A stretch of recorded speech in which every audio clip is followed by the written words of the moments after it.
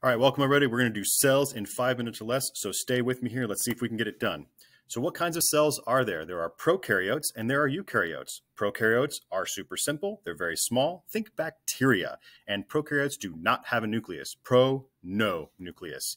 Eukaryotes, however, are much larger. They're much more complex. They have lots of organelles that we're going to talk about in a second, and they do have a nucleus. Think plants and animal cells.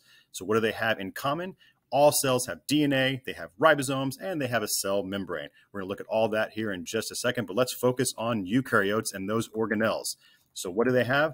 They have things like chloroplasts, which use sunlight to make food. Think about the things that do photosynthesis. They make their own food. They take that food and they send it to mitochondria, which makes that food into energy in the form of ATP. Again, this is what eukaryotes do to get energy.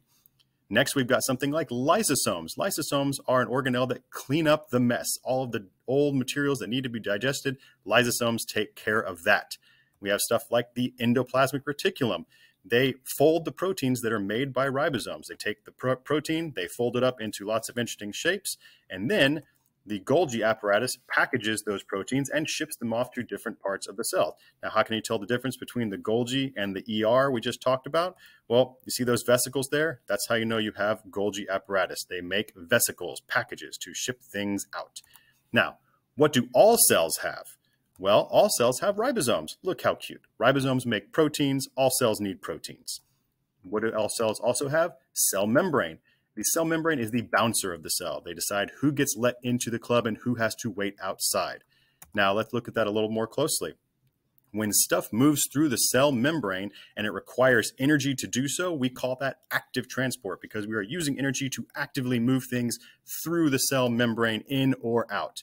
But when it does not require energy at all, we call that passive transport. No energy required.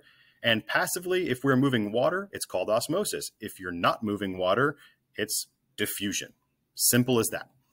All cells also have DNA. DNA is just the instruction booklet in a double helix form that has all the instructions for all the proteins and things that we need to make in our cells.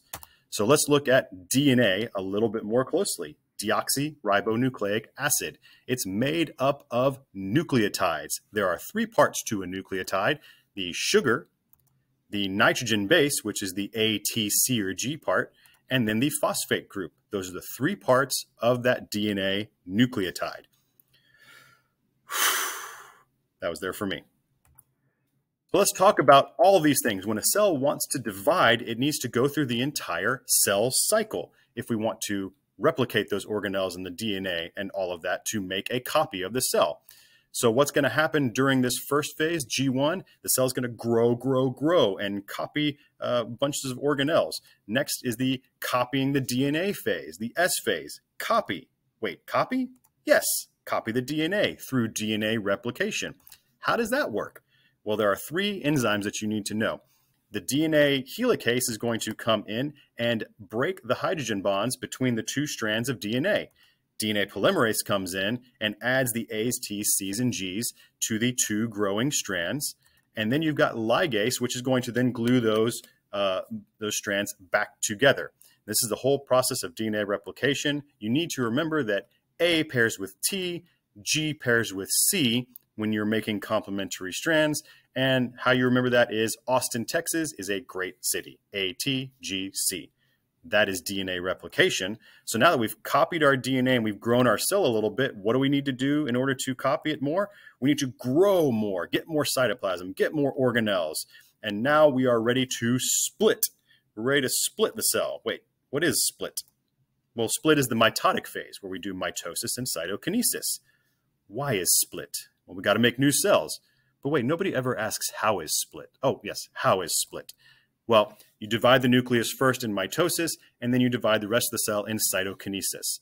Well, let's look at what mitosis and cytokinesis look like. First thing, in prophase of mitosis, hey, look, I can see chromosomes now because they're all condensed up there. And what's going to happen next? Hey, cool, they're going to line up those chromosomes in the middle of the cell. Because remember, we are trying to make 2 new nuclei. What's going to happen? Oh my gosh, they're going to rip apart. Somebody please help. And by the end of telophase, we have 2 nuclei in the same cell. That's not normal. Well, how do we fix that? We do cytokinesis, which is making two completely new cells, dividing the cytoplasm. Don't panic. We fixed it. We've divided the nucleus and we divided the cell. Done. And that was cells in 5 minutes or less, I hope.